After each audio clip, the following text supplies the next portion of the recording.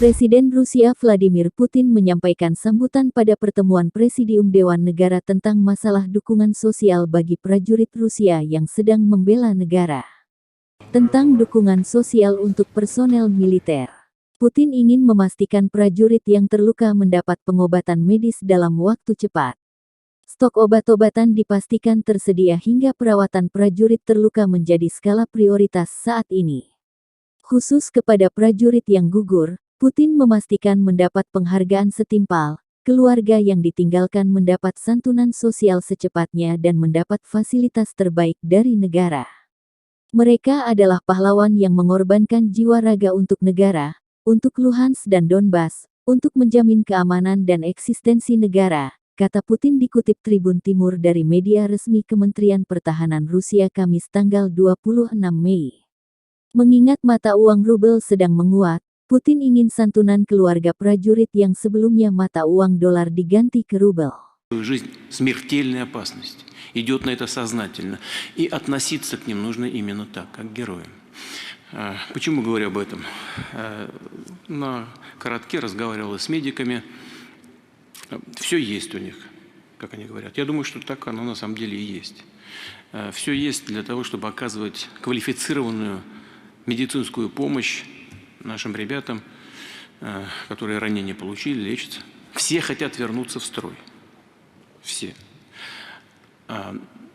Но я прошу правительства обратить внимание все-таки на медицинскую сторону дела и чувствовать и понимать, что там происходит.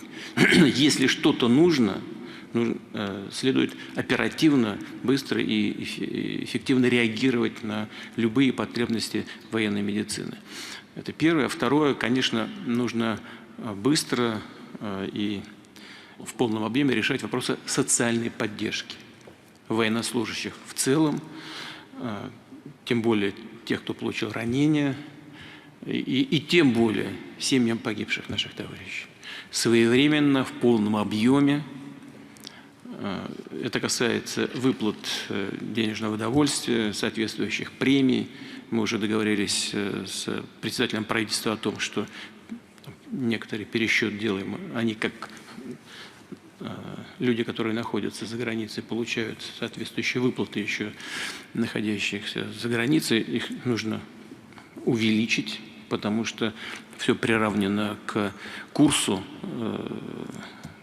доллара в данном случае, а доллар, как известно, скукоживается, рубль укрепляется, поэтому нужно это все это пересчитать и соответствующим образом осуществить эти выплаты. Это касается всех социальных вопросов, это касается жилья и так далее. То есть я прошу вас все просто держать на своем контроле.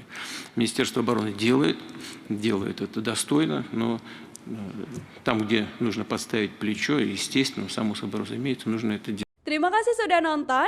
Jangan lupa like, subscribe, dan share ya.